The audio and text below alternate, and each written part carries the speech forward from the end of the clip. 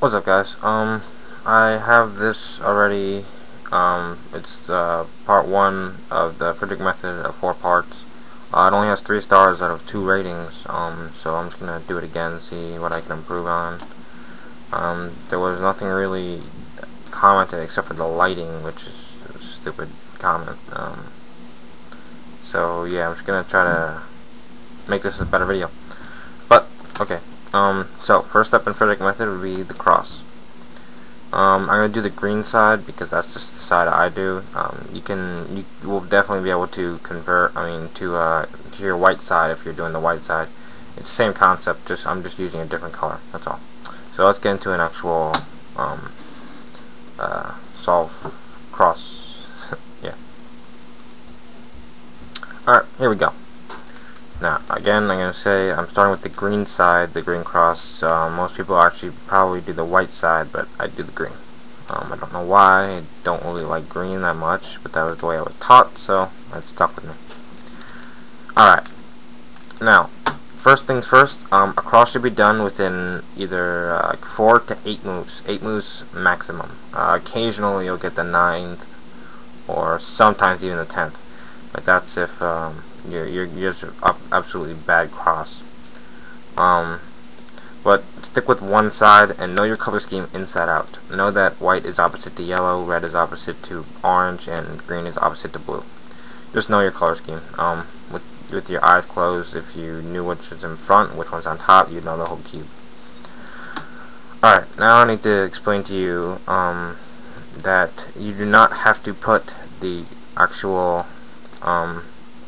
cube in its spot in the beginning. You just have to orient it at the end. See, you do not have to, see, this isn't already in its spot. You do not have to line this up like this and then look for another one and then line it up. You don't have to do that.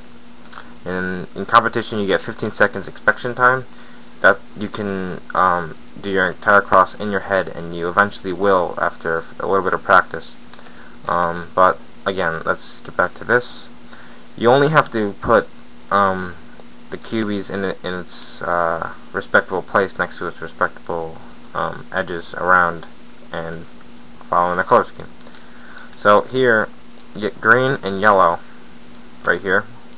On the Rubik's Cube it's right here, but what's opposite to the yellow side would be white side. So let's just pretend that this one is the yellow side. So what makes me, I can do here, I can just turn this up, and now I'll have 2 good edges. But now we could even take it a step further. Since these two are opposite, that means the red and orange will be opposite. So this can be the orange side, and this would be the red side. And then in the end, if I put them all there, I could just orient the cube with one turn. So again, we can do it here. Here's the white and yellow on opposite sides. The green and orange, which is on the opposite to red, so I can just turn that up. Now I have 3 good edges, and the red would be right here, opposite to the orange. And now I have a fully crossed. Now all I gotta do is orient it. And then you have the full cross. We're just gonna keep doing this over and over. It gets a little more complicated. I pre-scrambled this cross to make it a little bit easier, so you can see the basic idea of the cross. So let's do another one. Okay, here we have another scrambled cube. Again, I pre-scrambled it just for the sake of demonstration, just because it's a really good case. Alright, here we have, again, I'm doing the green side. The green and white is already up here. I'm not going to choose to make this the starting side, simply because the fact that this is in one move you can get, and this is also in one move you can get. But now let's talk about something different. When you get the scrambled cube and you get to look it over, you have to identify which ones are good and bad edges.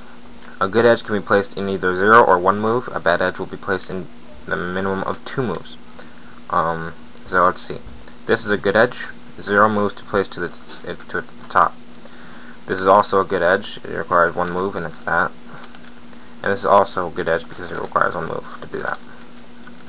But this one right here, the green and red, would be a bad edge. It requires 2 moves to be placed to the top, and that's this and that. Or likewise on the other side if you were doing it on the other side. So let's see what we got here. Okay, I'm going to orient this one first. I'm going to put it over here. Then I'm going to make this bad edge a good edge by putting it under the yellow when I place it. So let's do that now. I'm going to orient the white, move the bottom layer, so now when I orient the yellow, the red will be good, a good edge. Now I can just place it up, and now I have to remember where I moved it. I moved the bottom layer this way, so that means the orange that was here has to be back here. So you turn it back, and you just do that. Again, so making bad edges good edges can really help you. So yeah, let's do one more. Okay, this is the last pre-scrambled actual solve. Then I'm gonna do one just from a random scramble. But let's get to it. We have 1, 2, 3 good edges and 1 bad edge. Again, the idea would be to flip it in one of our moves to make it a good edge, instead of wasting 2 moves at the end. But let's get this. Now this is a perfect example of knowing your color scheme inside and out.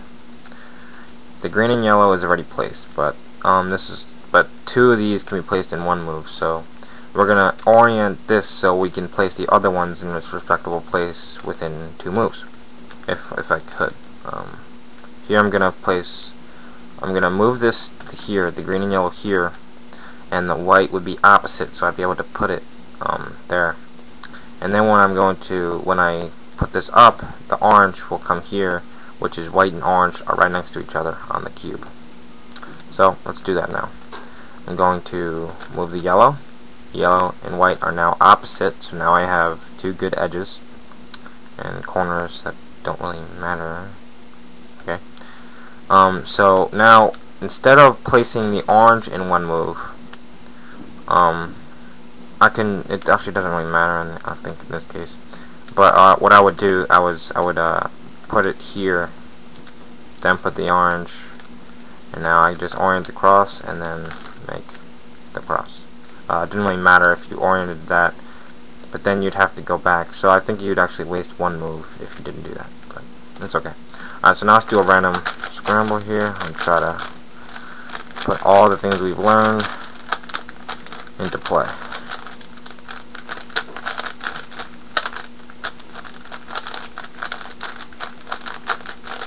Okay. First, you identify your edges. Good, good, good, bad. It's alright though. It's still a bad edge, but it's okay. Okay. Alright, here, what I would do is I would make this touching the yellow first, and then I would bring up the. Okay, I'll show you what I do. I do the yellow here, so it's 1 move, 2, 3, 4,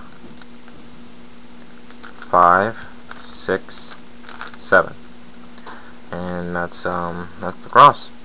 So that's about it. It's sort of intuitive. It is more of an advanced cross, so if you are more of a beginner, I'm pretty sure you'll get something out of it. But I wouldn't really just practice the cross alone. Do it when you solve. Take like 30 seconds just to try to find the best way of actually doing it. So comment, rate, subscribe. Good luck.